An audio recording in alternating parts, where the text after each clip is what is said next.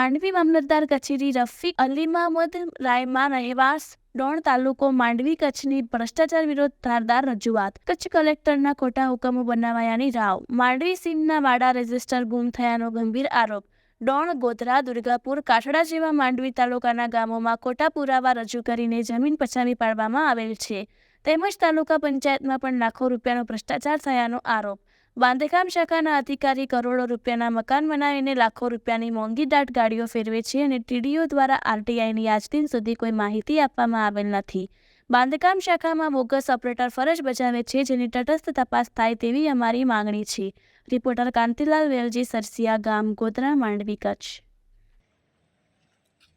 મારી રજૂઆત હતી કે હમણાં થોડા દિવસ પહેલાં મેં મામલતદાર સાહેબને લેખિતમાં એક આરટીઆઈ કરી હતી કે ને લેખિતમાં મેં દીધું કે સાહેબ અહીંયા એક પાણીનો ઓપડો છે, એના ઉપર એક બિલ્ડિંગ બનેલી છે બોગસ.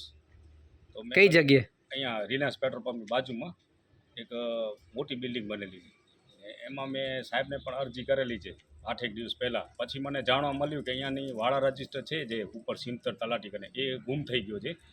એમાં અમુક માણસો ભરીને જ ગુમ કરેલ છે, કારણ કે આમાં ખોટા એવા હુકમ કલેક્ટર શ્રી મુન્દ્રા અહીંયા ભુજના હુકમ ભેગા કરેલા. એમાં એક હુકમ નંબર છે 3339, પછી એક 3338 છે, એક 3296 છે.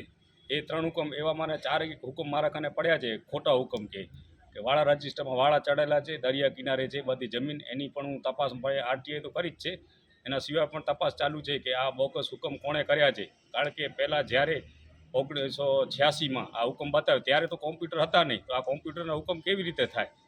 એ એક મહત્ત્વની વાત છે. બીજો ભ્રષ્ટાચાર, મોટા ભ્રષ્ટાચાર છે. કારણ કે હમણાં એક જમીન છે, એક 15 એકર જમીન છે ગોધરામાં, એમાં એક ખેડૂત બોગસ ખેડૂત ઊભો કરીને જમીન 15 એકર જમીન કરી. એવી રીતે ડોળમાં પણ છે એક જમીન 11 એકર છે. પછી એક 7 થી 8 એકર જમીન છે રાયણ પાટિયાની, અહીંયા જ રોડ ઉપર આવેલ છે દુર્ગાપુરની, એ જમીન છે. પછી એક મોજે જમીન અહીંયાની છે આપણે માંડવીની છે રૂરલની, એ પણ જમીન 4 એકર હતી 14 એકર કરવામાં આવી છે. એમાં સમજી લો જે પણ હકપત્ર હતા એના પણ છેડછાડ કરીને અમુક અધિકારી હતા 2 ખણ, ને એના ભેગા સમજી લો કે એક અહીંયા જે માણસ કામ કરતા એ બહુ ભ્રષ્ટાચાર કરેલો માંડવીમાં. ઘણા એવા સમજી લો ખોટા પ્રોપર્ટી આમ ઊભી કરીને આમાં લાખો રૂપિયા લઈને પ્રોપર્ટી ઊભા કરીને કાગરિયા બનાવે છે.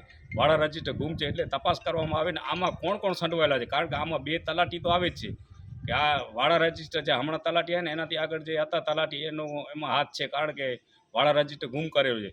ને બધાને આવી રીતે નાના માણસોના મકાન દબાણમાં છે એને હટાવવામાં આવે છે. આ મોટી બિલ્ડિંગો બને છે એના કાગરિયા કોણ બનાવી દે છે? એટલી એના કને ક્યાં સત્તા છે કે લાખો રૂપિયા લઈ ને આ લોકોને બધે કાગરિયા બધે બનાવી દેવામાં આવે છે?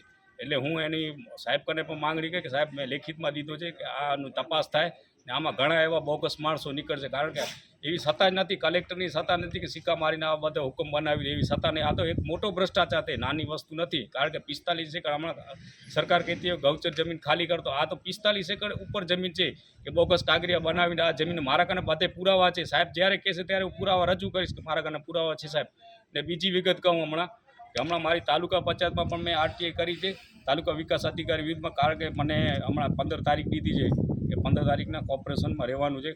કારણ કે એમાં પણ ઘણો મોટો ભ્રષ્ટાચાર છે, મને માહિતી નથી આપતા. મેં હમણાં સબભંડોળમાં પણ માહિતી માંગી છે, અને ઉપર જે અધિકારી છે બાંધકામ શાખામાં એ લોકો કરોડોના મકાન બનાવે છે, કરોડોની ગાડી લઈને વેચે, એની પણ તપાસ થાય. કારણ કે હું એના ઉપર પણ ફરિયાદ કરીશ. કારણ કે આ બોગસ ગરીબ માણસો, નાના માણસો બિચારા આમને આમ દોડતા હોય, કામ નથી થતા. આ લોકો જલસાથી ફરે છે, જલસો કરે છે. આ પૈસા ક્યાંથી આવે? પ્રજાના ટેક્સના પૈસા છે.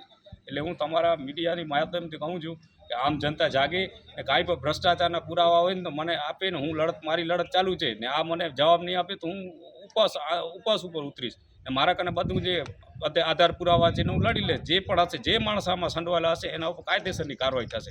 કાયદો બધા માટે સરખો છે. જય હિન્દ, જય ભારત.